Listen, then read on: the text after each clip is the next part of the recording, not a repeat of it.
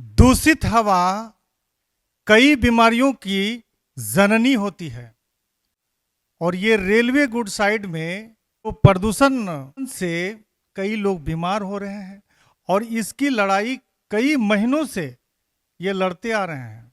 लेकिन अब तक यहाँ के विधायक सांसद के कानों में ये बात पहुंच रही है कि नहीं, उस पर वो लोग कार्रवाई करवाना चाहते हैं कि नहीं, वहाँ के लोगों को चैन से सांस लेने देंगे कि नहीं। कई लोग कई तरह की बीमारियों से ग्रसित हो रहे हैं, चाहे कैंसर कहिए, दामा कहिए, टीबी कहिए, ब्लड प्रेशर कहिए, शुगर कहिए, हर तरह की बीमारी की जननी है ये प्रदूषण, दूषित हवा। हमारे बीच में बांसगुड़ा पश्चिमी पंचायत के मुखियापति रौनक अफरोज जी हैं। रौनक जी, बहुत बहुत शुक्रिया।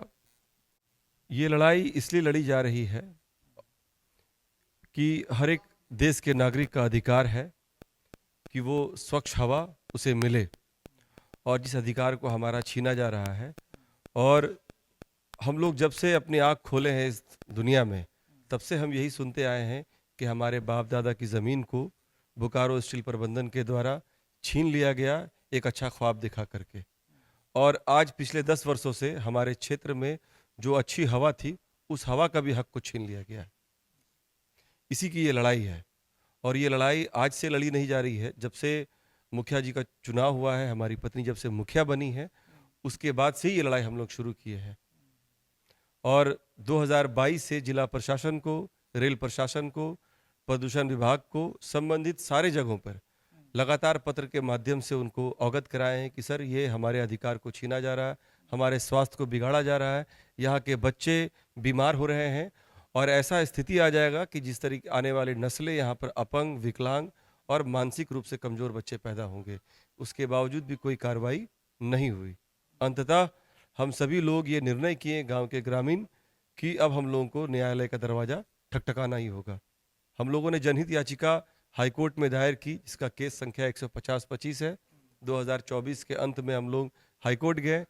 हाईकोर्ट में केस चलने के 7 महीने के बाद चीफ जस्टिस का ये फैसला आता है कि आप एक पत्र लिखे प्रदूषण नियंत्रण बोर्ड को, और प्रदूषण नियंत्रण बोर्ड उसको जांच करेगी, वहाँ के स्थानीय जनप्रतिनिधि को और लोगों को ले करके।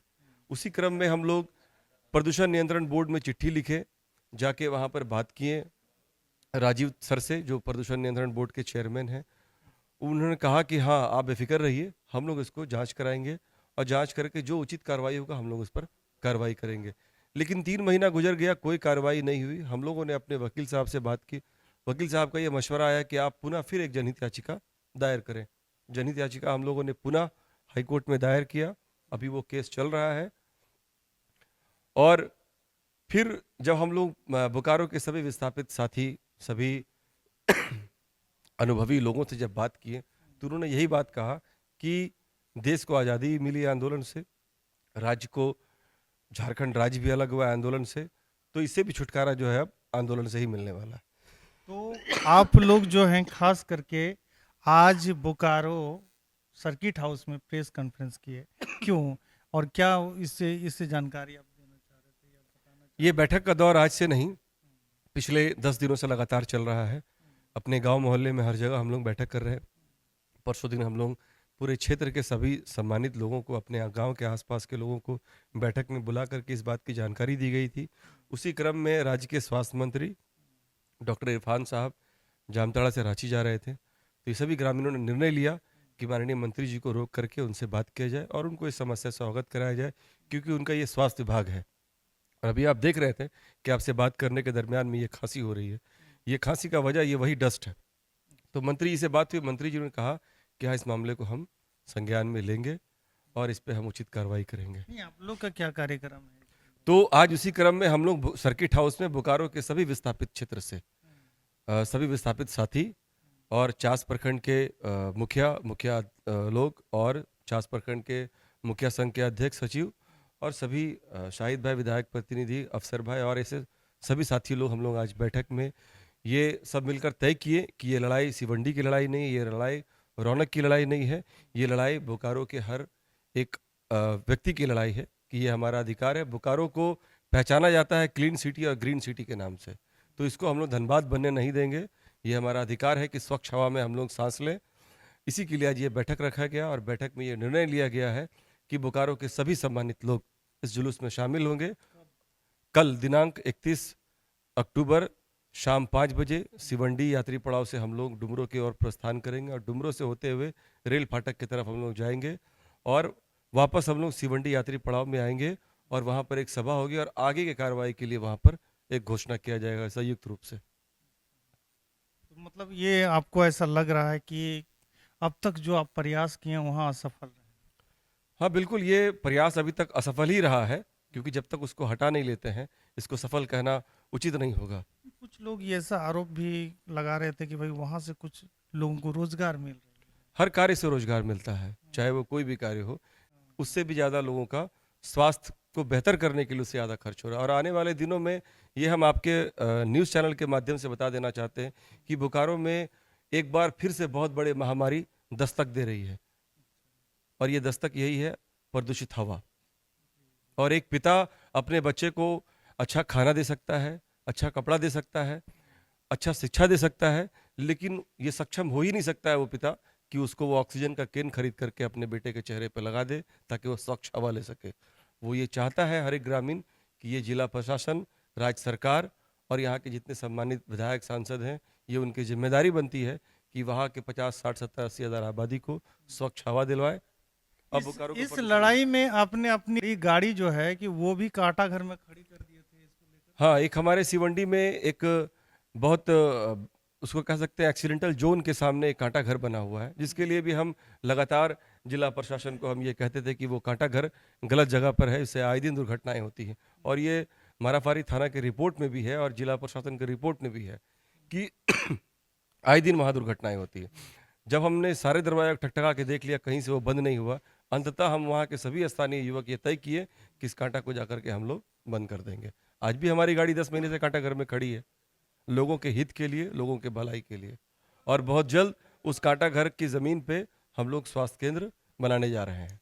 तो ये थे हमारे मुखिया पति रौनक अफरोज जी, जिनसे हम एक्सक्लूसिव बात कर रहे थे और ये पूरी समस्या से अवगत हमें करा रहे थे। आप सब भी अवगत हो चुके हैं और इन्होंने साफ कहा कि भैया हमें ये अधिकार है स्वच्छ हवा, और कहीं ना कहीं कुछ लोग चंद पैसों के लिए ये जो जहर लोगों में घोल रहे हैं, लोगों को बीमार कर रहे हैं, ये कहाँ तक सही है गलत है। कहीं ना कहीं विस्थापित के लोग और उस प्रदूषण से प्रभावित लोग एक जोरदार मशाल जुलूस के माध्यम से एक संदेश देने वाले हैं। आप लोग क्या सोच रहे समझ रहे हैं, अपना लाइक कमेंट जरूर रखिएगा, वीडियो को शेयर करके जन जन तक पहुंचाइएगा। हमारे बीच में विधायक प्रतिनिधि शाहिद भाई हैं। शाहिद भाई, कहीं ना कहीं आप विधायक प्रतिनिधि हैं, सरकार में हैं और इस तरह की समस्या से एक खास क्षेत्र प्रदूषण से झेल रहा है, कैसे देख रहे हैं इस मुद्दा को?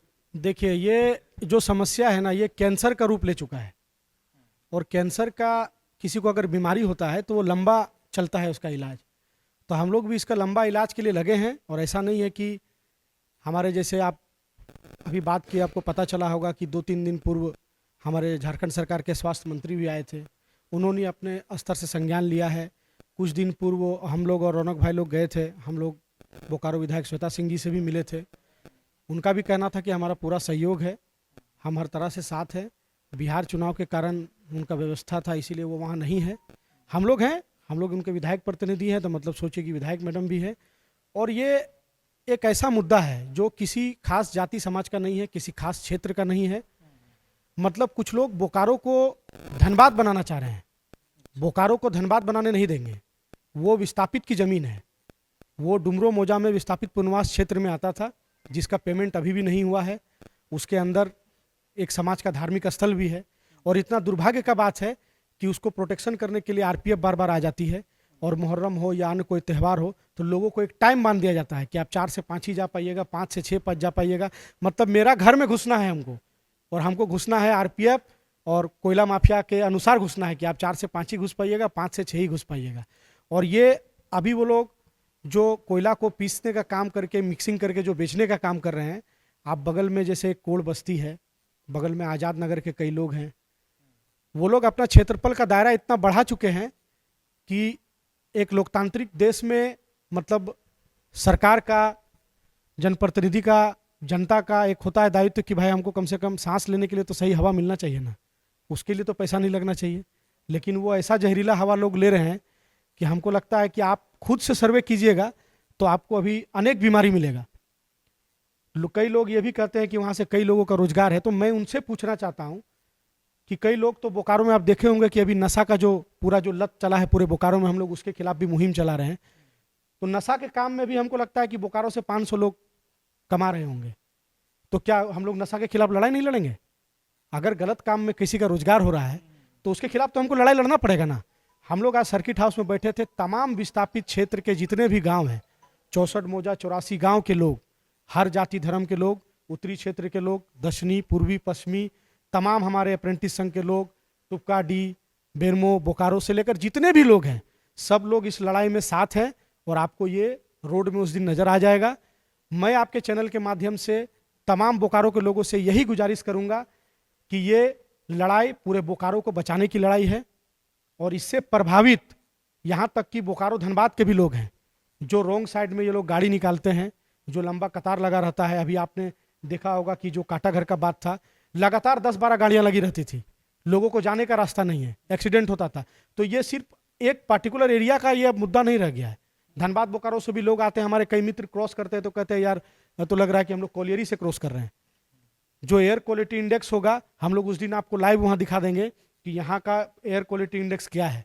लोग, बोकारो का मतलब हरियाली था, बोकारो का मतलब गांव घर था, लोग आराम से बैठते थे, जाते थे, घूमते थे, फिरते थे। आप उस अधिकार को भी छीन लिए हैं।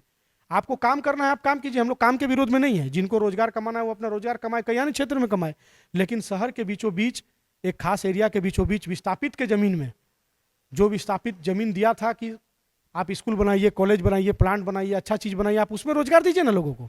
आप गुड साइड को हटा के वहां पर एक बड़ा अस्पताल खोलिए, आप बड़ा स्कूल खोलिए, आप लॉ कॉलेज खोलिए। हम लोग साथ हैं।